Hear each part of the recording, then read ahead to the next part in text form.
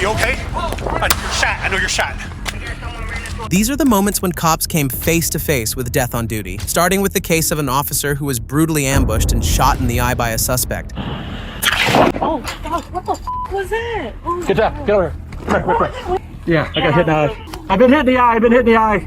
On April 28, 2026, at around 11:40 a.m., Officer Edward Zapata with the Fort Worth Police Department responded to a vehicle burglary report in the 3500 block of North Juliet Lane. When he arrived, Officer Zapata was calmly speaking with a resident in the street, gathering details about the incident. But what he didn't know was that on the other side of the street, a dangerous man was quietly setting up a rifle, preparing to carry out a deadly act of violence. Okay.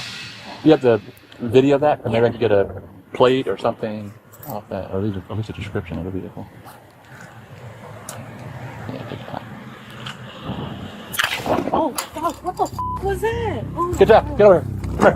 Come here. CRU 122, need officers at my location, just got, took a shot to the face. If I can get an officer over here now.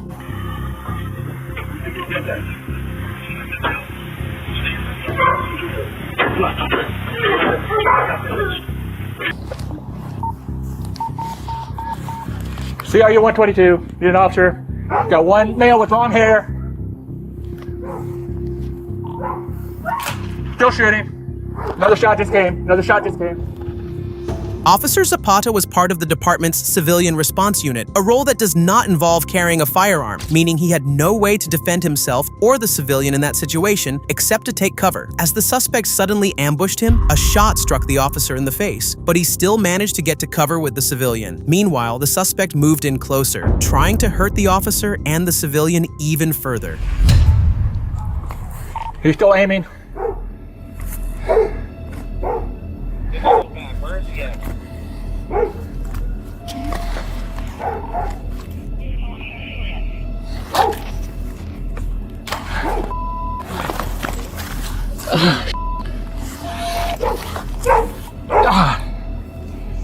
Yeah, I got hit in the eye. I've been hit in the eye. I need assistance now. I've been hit in the eye. This time, the shot struck the officer in the left eye, severely injuring him and causing heavy bleeding. I get feedback. Can't understand what you're saying. Oh my God, don't worry. Everything's gonna be okay. Agent is 352. Come on. Okay. I need to get there. Segment 14, I'm en route. Speak to Mr. please. Come on. Get up there. I got you. Oh my God. I got you. Come on.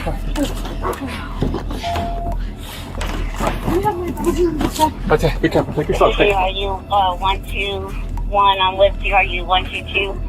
I'm in the vehicle. Hey, CRU 121. I'm hitting the face. You got me in the eye. You got me in the left eye.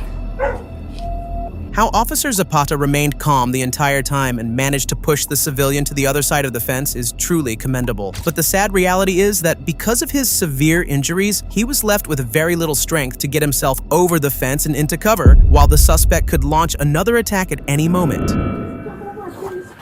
I'm coming. Somebody please come help me. I think he's on this truck. He's behind the bush in the front driveway with the gun. Shot hard. Black man with the rifle. At the corner. 510 on scene. It's over here. I'm coming.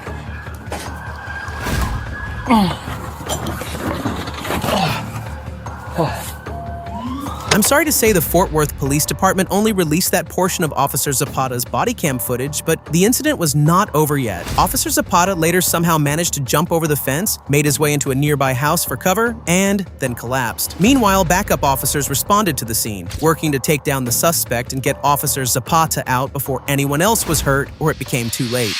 Somebody please come help me. I think he's on in the truck. He's behind a bush.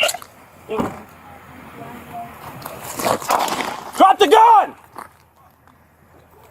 Shots fired.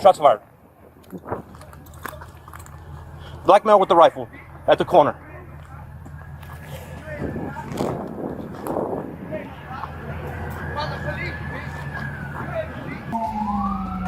He's retreated back into the house. Your incident has been updated. The suspect had no connection to the original burglary call and no prior conflict with the officer. It appeared to be a completely random act of violence. He's retreated back into the house.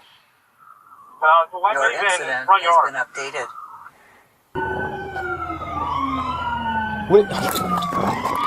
He's pointing the rifle at me. I don't have a clear shot. Hey, we need to develop a plan to get the CRU guy. Garage is open again.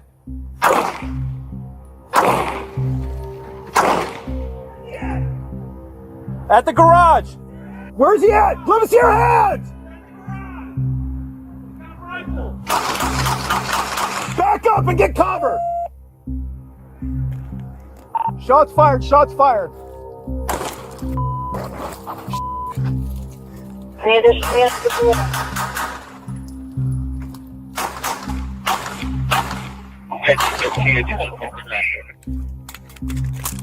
Multiple officers arrived at the scene and returned fire, but the suspect was still not giving up, continuing to shoot at officers from different positions. Meanwhile, Officer Zapata's condition was getting worse, and he needed immediate medical attention to survive. Fortunately, a few moments later, the suspect retreated back inside his house, giving officers the opportunity to get Officer Zapata out safely. Frank 510, I'm going to move again to the north and try to extract the shot officer.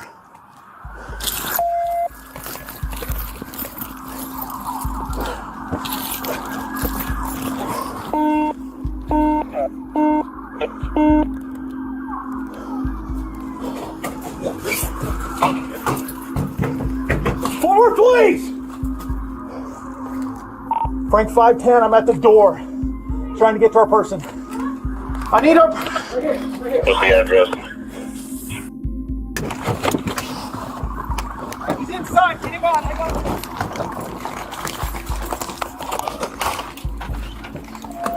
Let's go. Rescue. Come here.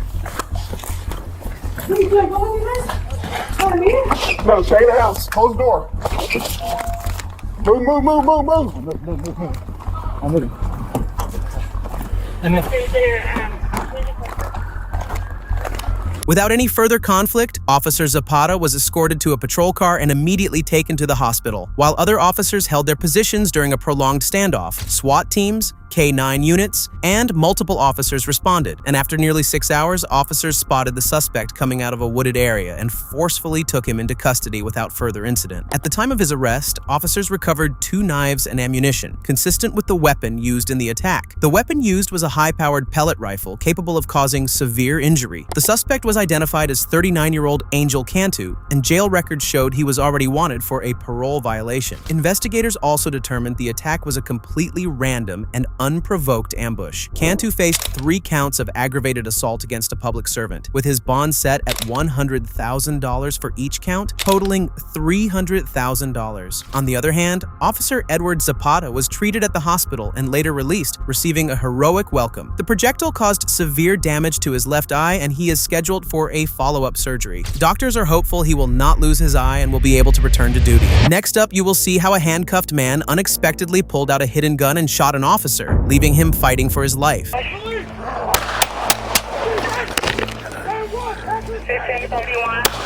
On July 30th, 2020, officers with the Chicago Police Department responded to reports of a suspicious vehicle in the 4800 block of West North Avenue. When officers arrived, they located an unoccupied car that had previously been reported stolen during an armed carjacking the month before. As officers remained near the stolen Porsche, waiting for the suspect to come back and take the car, that decision paid off. Moments later, the suspect arrived, and as he got into the car, officers quickly moved in and forcefully took him into custody. You're fucking ballsy, I gotta tell you. Wait, I got a ski grout, sir. I got a ski grout. Okay, don't worry about it. And what you got on you? 25-30. Why are you reaching? One in custody. Why are you reaching? Send the wagon over here. I don't care about the fucking weed. Any weapons on you? Why are you curling up your legs? My phone in my left pocket. I got a ski grout right there. Phone in her. This here, I got a ski grout. Send the wagon. I'm taking my phone out. This is my phone. All right, like that. stay on the side. Okay, I got your phone. Don't worry about your phone. Stay on the side. Put him on the side. Put him on the side, Vince. I just checked you for weapons. I don't care about your phone or your weed. I have no weapons, sir. Okay. lift me up. I think I got skin grafts. Lift me up. Officers searched the suspect thoroughly, but they did not find any weapons. Before placing him inside the patrol car, officers searched him again and recovered several items, including a cell phone, cash, and marijuana. But still no weapon was found. The suspect, later identified as Lavelle Jordan, was then placed inside the patrol car, and the officers appeared relieved, believing the situation was under control. But none of them realized that Jordan was actually still carrying a weapon they had somehow missed during the searches, and soon he was about to use it to shoot one of the officers down.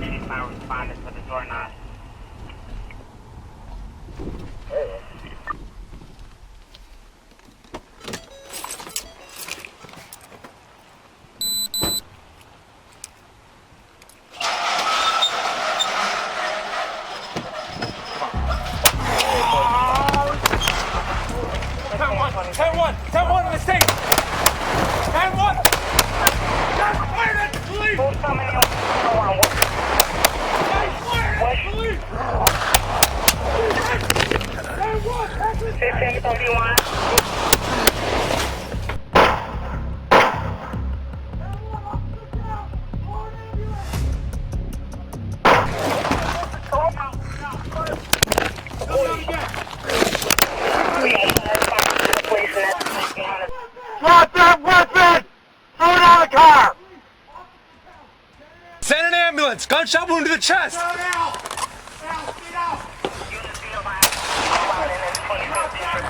Get an officer down, 10-1.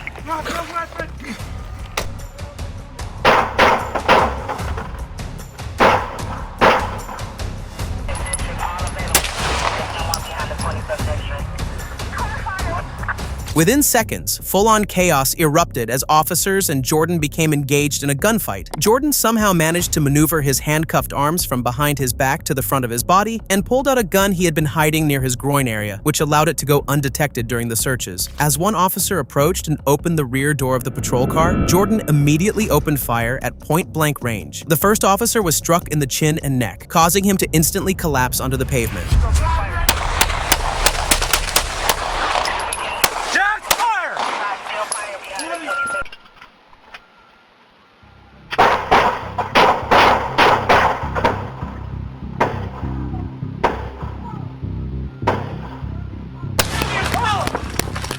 You okay? You're shot. I know you're shot.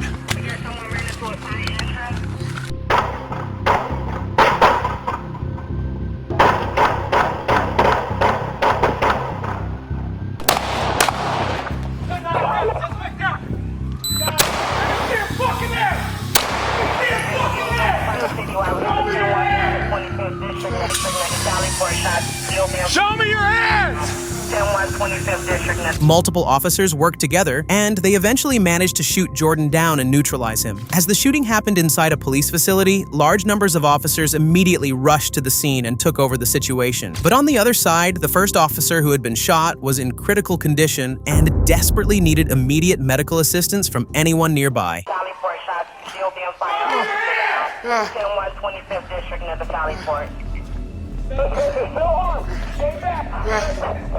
Call 911! Get that officer down! Get him down! Get him down!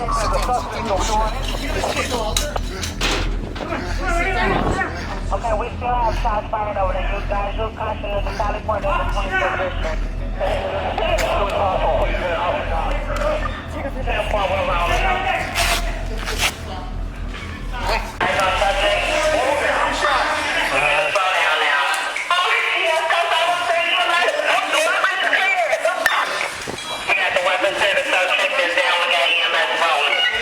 Along with that officer, 2 more officers were also shot during the gunfight, but thankfully their injuries were not as severe. The critically wounded officer was immediately aided by his fellow officers at the scene before being rushed to the hospital. After arriving, doctors placed him into a medically induced coma due to the severity of his injuries. Thankfully, he eventually stabilized and was later brought out of the coma. That day, the officer truly came face to face with death, and thankfully, he survived the attack. On the other side, Jordan was struck multiple times by return fire from officers. He was transported to Stroger Hospital in critical condition, where it was quickly determined that he had suffered a permanent, life-changing injury and was left paralyzed from the chest down. While still in the hospital, Jordan was formally charged with 6 counts of attempted first-degree murder, aggravated possession of a stolen motor vehicle, unlawful use of a weapon by a felon, and drug possession. In early 2022, Jordan entered a plea deal. He pleaded guilty to 1 count of attempted murder and 5 counts of aggravated battery to a peace officer. On April 11, 2022, a judge sentenced him to 31 years in prison. But just over a week after receiving that sentence, the case came to an abrupt end. On April 19, 2022, while being held at the Cook County Jail, Jordan died by suicide. Reports later confirmed that he had hanged himself only 8 days after being sentenced to 31 years in prison.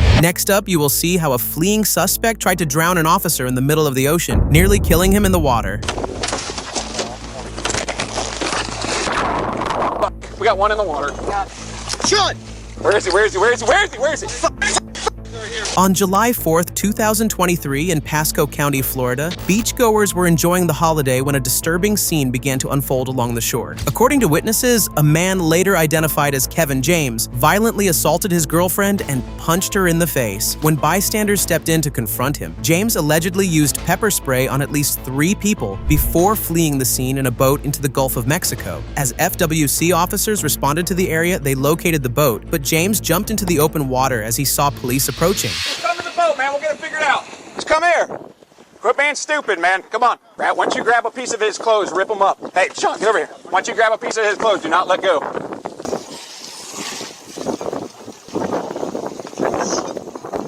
Come on, come on. Hey, dude, it ain't worth it, brother. Come on. Yeah, he bails from the boat. Black shirt. He's swimming between us and Pasco. Hey, get that. Make sure he can't run that boat if he gets back on it. Hey, come on, man. Come on. Come to the fish cops. We're the nice ones, man. We're the nice ones. Come here. We're the good ones, man. Come on. Let's go. Hey, come on. Come to my boat. Come to me. Come to me. Come to me. Just keep working it back and forth till we... James made a stupid decision. He thought he could flee from the cops by swimming in the middle of the ocean. The officers told him they were the fish cops and they were the nice ones, but James was not willing to listen to them or comply with their commands. Come on, man.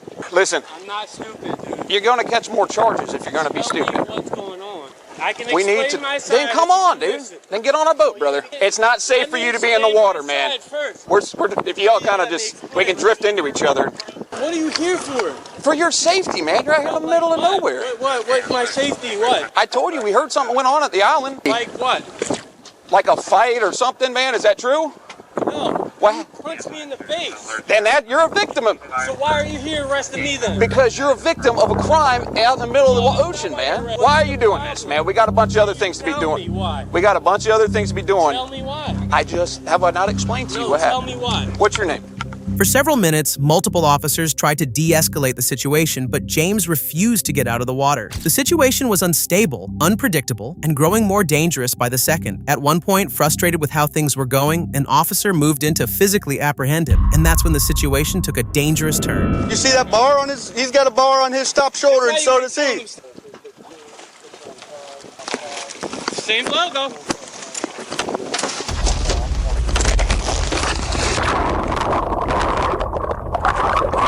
We got one in the water.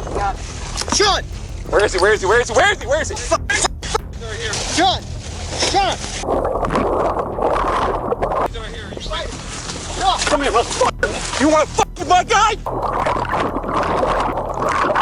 You hear me, motherfucker? You want to fuck with him? I got my guy, motherfucker. Oh, well, fuck this. Oh, fucking hard, man. You hear me? Let me get this thing off. It's gonna come. You want get your head on the ground. Tell me what happened. Let me tell you what happened. Tase him. He punched me in my face, bro. I need somebody to tase this guy. Sean, give us your arm. Give us your arm. Lay down. I'm trying to tell you what happened. Lay down. I don't have no. Get the fuck on the ground. Lay down. Back up. Back up. Taser. Come Turn around, bro. James grabbed hold of the officer and forced him underwater. Even though the officer's personal flotation device deployed, he did not immediately resurface. The suspect was actively holding him beneath the water, preventing him from coming up for air. Other officers reacted immediately. They moved in, pulled James away from the submerged officer, and dragged him onto the patrol boat. Moments later, the officer resurfaced and was able to climb back on board safely. Even after being taken into custody, James remained combative and non-compliant. Turn around, bro. Hands behind your back. Oh, look. Hand behind your back. Hand behind your back. I will do it. Hands behind your fucking back. You want the ass whooping of your fucking life? Put your hands behind your back. You hear me? Bro, let me tell you the time. You just on your stomach. You just said Get on your stomach. You just said what do you understand about that? Ow! Get your fucking handcuffs out, Parrish. God damn. I just told you I would tell Give you. me your arm. I will. Can you listen for a second? Give it to me. Please just let me tell you. Please just let me tell you. Please just let me tell you. James was later charged with several serious offenses, including attempted felony murder for allegedly trying to drown the officer, 2 counts of battery on a law enforcement officer, 2 counts of resisting with violence, and operating a vessel while impaired. As of now, James remains in custody as the legal process moves forward, and the case is still working its way through the Florida court system. If he is later convicted of attempted felony murder for trying to drown the officer, he could face life in prison. Next, you will see how an officer became the victim of a brutal crash when a car suddenly came out of nowhere and violently slammed into her. You're the driver? Yes. Are you okay? Okay. On February 13th, 2026, New York State Trooper Bailey Martin responded to a property damage crash near the intersection of State Route 458 and State Route 30 in the town of Duane, New York. Trooper Martin arrived at the location and began gathering information from another responding officer, but she had no idea what dangerous thing was about to come toward her just seconds later. How's it going? Good. All of his stuff. Thank you. So he was coming down 458. Completely went through. I don't know if he fell asleep or something. He was coming from Canton Rescue, working night shift over there. Yeah, I got recors on the way. Okay. So, You're the driver? yes. Are you okay? No. Okay, all right. Just I think I'm good. Sit down. God. The crash was brutal. Trooper Martin arrived there to assist and investigate a crash call, but within seconds of arriving, she became the victim of another deadly crash herself. Ow. Oh, Damn, are you okay? In the car. I think I'm fine. Okay. Hold on. Keep going. Yeah. Look at me. I'm good. Okay. Let's get her over on the other side. You guys sit in the car. No, just stay right here. Stay right here. Fortunately, Trooper Martin did not suffer critical or life-threatening injuries, and she was immediately assisted by her fellow officers at the scene. Considering how fast the vehicle came toward her, the situation could have turned deadly at any moment, but thankfully Trooper Martin survived the crash. She was transported to the hospital for treatment and was later released. The driver of the vehicle was later identified as Colin M. Wanat, a 21-year-old from Eastham, Massachusetts. Investigators said the primary cause of the crash was sunlight impairing the driver's vision. Because of the intense glare, Wanat reportedly failed to see the posted stop sign at the intersection. Wanat remained at the scene and cooperated with investigators. He did not suffer any serious injuries and declined further medical treatment at the hospital. As of the latest reports, there has been no immediate confirmation on whether Colin Wanat faced any criminal charges related to the incident. If you found this video informative and want to see more like it, please subscribe to my channel and check out the latest videos by clicking either of these two.